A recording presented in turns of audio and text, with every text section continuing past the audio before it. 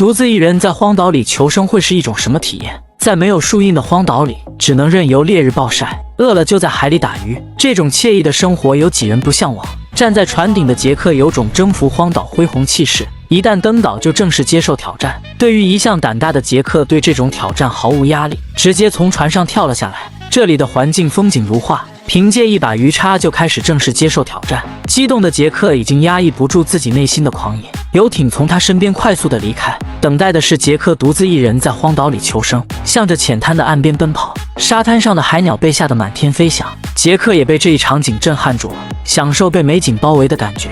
欣赏美景后，便开始穿好潜水装备，向着一望无际的大海跑去。在烈日的暴晒下，只有回归海洋母亲的怀抱，才会感受到一丝的清凉。刚潜下水，一群迪雕从杰克的跟前游过。这里的鱼根本不怕人类，在珊瑚礁的石缝里发现了一条长满毒刺的狮子鱼。在人类极少踏足的海域里，不仅环境优美，而且资源也非同凡响。成群的鱼儿自由自在地享受自己的鱼生，在礁石底下还藏了一条小鲨鱼。杰克也没有打扰它的生活，继续在海里欣赏美丽的海底龙宫。一朵伞形的珊瑚礁引起杰克的注意，走近才发现三只子贝安静地在底下躺着，随手拿起一颗欣赏一番，便立马放下，让它们安静地生存下去。拿着鱼叉继续在附近寻找渔获。此时杰克并没有狩猎的念头，鱼叉只能起到了防身的效果。带纹身的海鱼被杰克的鱼叉吓得到处乱窜，石缝中的触角引起杰克的注意，伸手进去就想将龙虾抓出来，结果被龙虾跑了。随后成群的深鱼在杰克的面前游过，鱼儿不仅不怕人，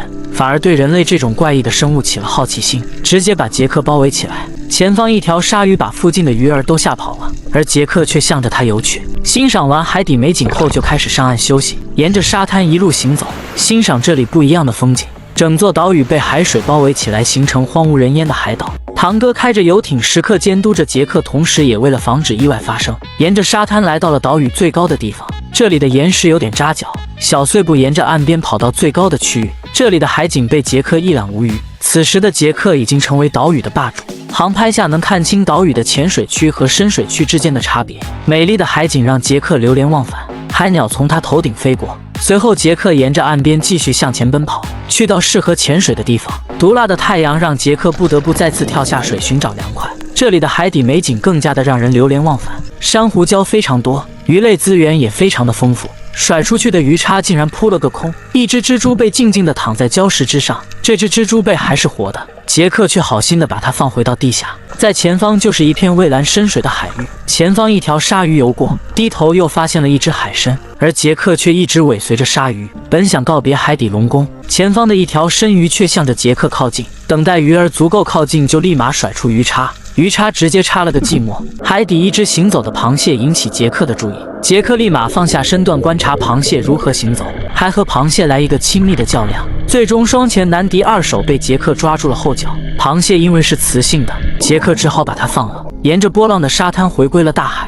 岸边上的一只海龟让杰克非常的懊恼，跑过去才发现它早已经失去了生命。海龟一旦翻身就等同于失去生命，除非有人把它翻回来。强烈的太阳不得不寻找掩体，杰克选择在浅滩岸边的礁石缝里躲藏。休息了片刻后，就要下海抓鱼填饱肚子，戴好潜水眼镜，拿着手动鱼叉向着海里游去。杰克的游泳和潜水技术毋庸置疑，刚潜下水，两条体型不错的鳕鱼瞬间映入眼帘，杰克紧跟其后。成群的小鱼在前方游荡，还有一条狮子鱼依附在石头上，一条鳕鱼选择躲藏在礁石之间，以为能躲过一劫，又因为好奇心探出头来查看，为杰克提供了很好的狩猎时机。这条鳕鱼将会成为杰克的盘中餐。拿着狩猎的鳕鱼回到岸边，游玩了一天，终于有食物到手了，这让杰克非常的兴奋。为了将它烤来吃，必须去寻找干草木柴。寻找木柴的时候，竟然在岸边的洞穴里发现了一只小蜥蜴。这种小蜥蜴身上还带有白色的斑点，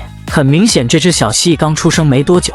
收集到足够多的干草木柴后便可以生火，还捡来了2根干枯的木材作为支架，利用鱼叉作为烧烤的支架。现在要将鳕鱼解剖，清除内脏后，雪白的肉质非常的诱人。内脏里发现非常多小鱼，取下鱼叉的插头后将鱼串起来，随后在沙土里插上用来烧烤的支架，将鱼架在上面，高度刚好合适。杰克迫不及待地点火开烤，火刚升起来就立马将鱼架上去，一边烧烤一边转动着支架。慢烤的过程中，堂哥竟然把狗狗带来了。没看火的几分钟，鱼竟然掉了下来。有吃了堂哥也过来帮忙，把鱼移到礁石之上就可以开吃。好在烧焦的是鱼皮，里面的肉还是挺完美的。切下来的鱼肉便开始开吃，连狗狗也能享受烤鱼的味道。好了，视频就到这里了。世界因为有你才会变得更精彩。